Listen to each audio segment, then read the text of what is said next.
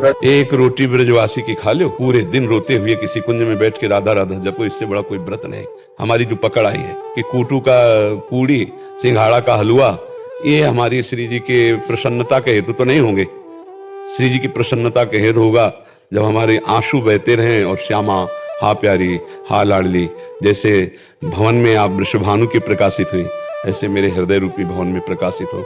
महारानी अब जिया नहीं जा रहा आपके बिना। हमें कुछ ऐसा लगता है कि इसी व्रत से जीव का परम कल्याण होता है। घर वाले तो पूछ रहे थे जी, तो इसलिए हाँ, इसमें खास बात यह है कि प्रातःकालीन बेला में तो कुछ न लेना चाहिए, क्योंकि महारानी जी प्रकट होती है और प्रकट होने के बाद महारानी जी का अभिषेक होने के बाद उनका चरणामृत लेने के बाद फिर कोई और नियम धारण करने की जरूरत नहीं। जो प्यारी जी का भोग लगे चक पाओ। जैसे श्री कृष्ण जी का प्रादुर्भाव हो गया तो हम उत्सव मनाते ना, 12 बजे के बाद फिर पंजीरी है, चरणामृत है, सब। तो हमारी प्यारी जी का प्रादुर्भाव प्रातःकालीन बेला पर हुआ, तो लाडली जी जब प्रकट हो गई तो अब तो उत्सव मनाना है ना।